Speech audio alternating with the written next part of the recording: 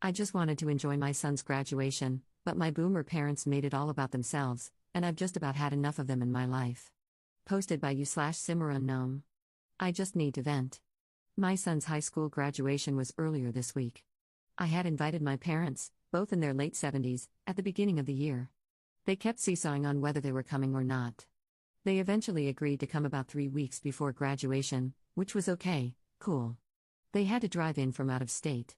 On the day of, the schedule was pretty clear to them. The ceremony starts at X time, doors open an hour beforehand. Be there 15 minutes before that because that's when parking opens. Parking was going to fill up quickly because over 250 kids were graduating, and some of these kids had about 7 generations of families showing up.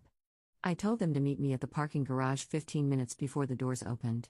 So what did they do? Leave their hotel, located 25 minutes away, 1 minute before that. Got beached at for not waiting for them, even though, 15 minutes after the doors opened, it was turning into standing room only. When we realized they weren't going to be there and parked by the time the doors opened, my husband, other kid, and I went to wait in line.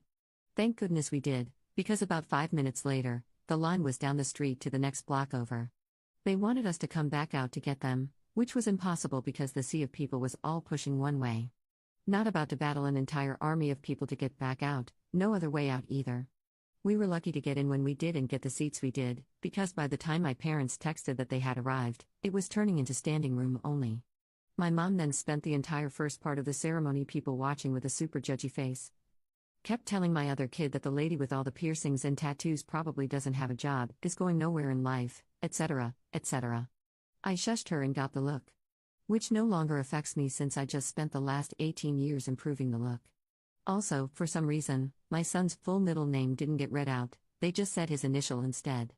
I don't know why or how it got missed, but I nearly missed getting pictures of my son getting his diploma on stage because she was bitching about it. Some pictures turned out blurry because she kept smacking my arm. Luckily, my husband got some pictures, but like holy crap. I would have cried if we didn't get some sort of decent picture. She snapped at my other kid because we did the whole cheering thing when his name was called.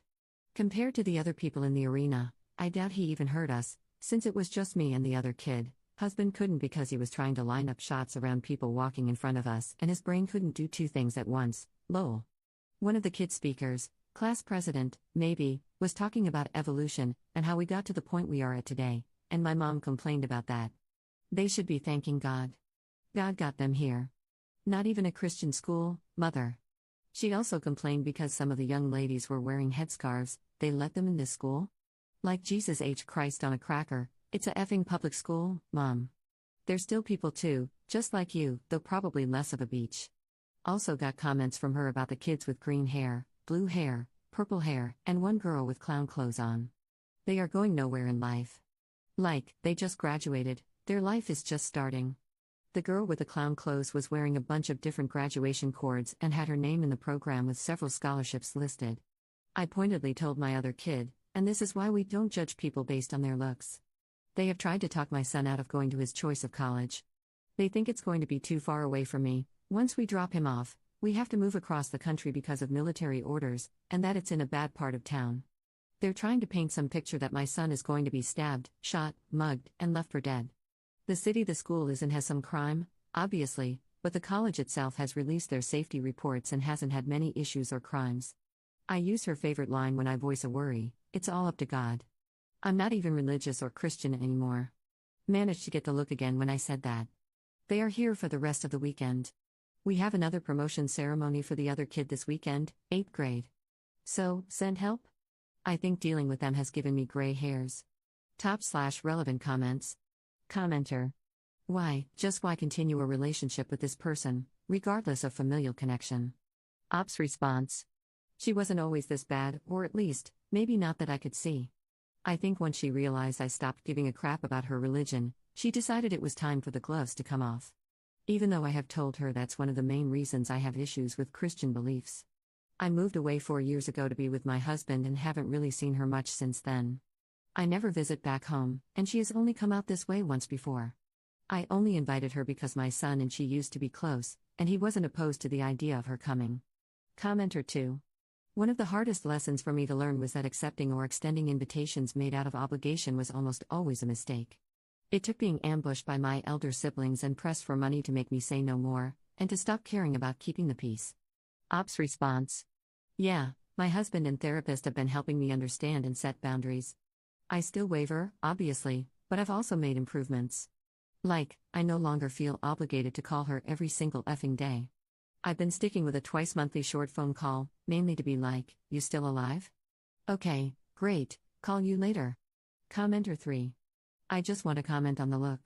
It hurt my feelings and scared me when I was a kid. It was such a look of absolute venom and hatred. Anyway, I remember when I finally recognized that the look was a ridiculous tactic to try on a grown woman.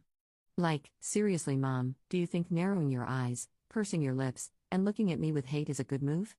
I just roll my eyes when she does it now. Nice try, you gonna ground me now? Take away my phone privileges? Give me a effing break. Ops response. I don't even use the look that much. Rarely for my kids, because I'm a firm believer in talking through things with them rather than glaring at them or trying to spark my laser beam into their skull. I did match the look my mom gave me, and you could see the initial shock when I gave it back to her. Don't think she realized I can give it back just as easily. Update 3 weeks later. I have gotten a few DMs from people wondering if I made it through my parents' visit. I did make it through, but my relationship with my mother did not. We are currently not on speaking terms. Well, to be more specific, I am not on speaking terms with her. She has been refusing to accept that. The weekend after my post, we had made plans to meet at 10 a.m. They showed up at 8 a.m. Ready to go, with no place to go. They made plans to stay for so long but made zero plans to fill that time, thinking I would magically come up with something to do. At 8 a.m. on a Saturday morning. Like, I can't even think straight due to lack of coffee at this hour. I am not a morning person, and have no idea where my bra is, but sure, I'll pull something to do out of my backside. They were just like, let's just do what you normally would do on a weekend. Which, no, let's not. 1. It'd be physically impossible for them to do, considering my mother probably needed a walker a decade ago but refuses to use one because it ages her. 2. They have no interest in video games or board games. I already tried getting them to play a board game previously and my mom stuck her nose up at that.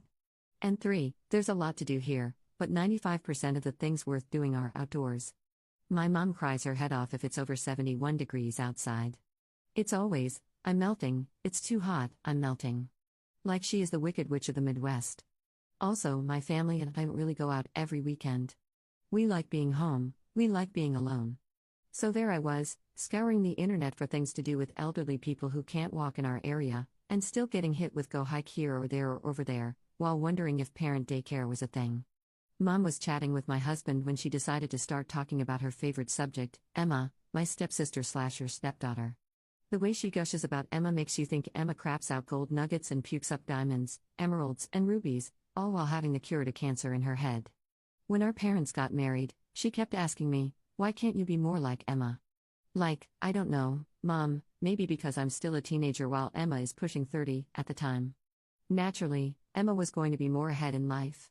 But from the day they married until now, I was constantly compared to Emma, told to be like Emma, and occasionally called Emma. When I had a mental breakdown in my early 20s and ended up in the psych ward, I was told to get over it or return to God. But when Emma had a similar situation, it was all she needs, all the help she can get. Emma marries a crap stain of a man who abused her, and my mom is ready to scorch the world. But when I was dating a guy who turned abusive, it was my fault. You get the point. I have no real issue with Emma. Though, it took me quite a bit of therapy to get to the point where I no longer resented her. These days, we are mainly Facebook friends, liking each other's random photos. So she is gushing to my husband about Emma. I'm only half listening until I hear her say, clear as effing day, Emma is like the daughter I never had. My husband and her husband went deer in headlights shocked. My son, 18, said, WTF. It took my daughter, 14, a few seconds longer to process what she heard, but even she caught it. She's not a morning person either. I basically just said, well, guess that's that. You can get the F out now. Of course, I was hit with the, what did I do? My son repeated what she said, so she started her gaslighting BS. You took it the wrong way. That's not what I meant. Etc., etc., etc. I think, with the help of those who commented on my last post, I shined up my backbone a little because I just told her to get the F out. My husband says I told her, if you don't have a daughter, then why the F do I have some crusty old farts in my house, and threatened to throw all her crap out the window. I don't remember saying any of that, but my son backs it up. I don't remember a lot in the few minutes it took to get her tossed out. After she finally left my house, I broke down crying and got sick. I don't do confrontations very well. She keeps trying to call, text, and email me. My husband managed to get her blocked on my phone, so at least I don't get bombarded with calls and texts anymore. On the first day, before I blocked her, I had over 50 missed calls and 40 text messages from her. She also managed to fill up my voicemail, not that I listened to any of it. My husband deleted all of them for me too. She only has my old email account that I use for spam now, so I'm not really seeing those either, though last I looked, over a week ago, there were around 20 emails just from her. I'm also starting to get a few letters in the snail mail from her too, so oh joy. I guess she told some sob story to Emma too, because she reached out to me. Luckily, she listened to my side and just told me, good for you. She also told me she has never been a huge fan of my mom for reasons like this but only plays nice and stays civil for her dad's sake. That made me feel a little better, knowing that Saint Emma dislikes her too. I was a mess for about a week after everything happened. Still am a mess, but less so. My husband and kids have been working hard to distract me, and I have been keeping up with my therapy sessions every week. She even got me in for an emergency session the next Monday. Luckily, my summer is about to get busy. Husband is taking a month off, we're having a garage sale, preparing to move to a new state, getting my son ready for college, so I will have plenty to do to keep my mind off things. I did tell my kids they were allowed to have a relationship with either grandma or grandpa, but they were both like, nah, they made my mom cry. Then they proceeded to demolish me in Mario Kart. Top/relevant comments. Commenter. You are free now. You no longer have to try and earn their respect. You no longer have to deal with their expectations, and no more of their BS. Start building your self-esteem and do not be like them to your children. Ops response. My therapist has been giving me some homework that is targeted towards self-esteem or self-confidence, something I have always been lacking. I'd like to think I've broken whatever parenting cycle in regard to my kids. I kind of viewed how I was raised and how my parents parented me as a what not to do guide. My kids and I have a great relationship. Both have said they feel comfortable coming to me for any reason, and have done so. Commenter 2. You've absolutely broken the cycle of abuse, and you should be so proud. I'm going to make an assumption that you're Gen X just based on your kids' ages and such, though it's true for older millennials as well. It's been our generation's curse, as well as our privilege, to break the cycle of abuse, to recognize that kids are humans with feelings and thoughts, and that we never deserve to be treated the way we were either. I see it daily, a generation fighting their damnedest to not be like their parents. I think we're succeeding. I really, truly do. Not only are the kids going to be alright, but so are we. Congrats on the shiny steel spine. But dude, seriously, you let them beat you in Mario Kart? Ops response. According to Google, I'm a millennial, 87. I was born late to my mom, 39 at the time, and had my oldest young, 19. But I do agree, I see a lot of people my age trying to raise their kids differently. Even when my kids were young, I gave them choices on various matters: hair, clothes, friends. Obviously not so much on food, otherwise we'd be eating chocolate cake for dinner daily. My mom never liked that I allowed my son to have longer hair or allowed my daughter to dress emo, goth/emo, lots of black involved. In my defense, I haven't played Mario Kart in ages, while they play it every so often. May have to practice secretly so I can get my revenge.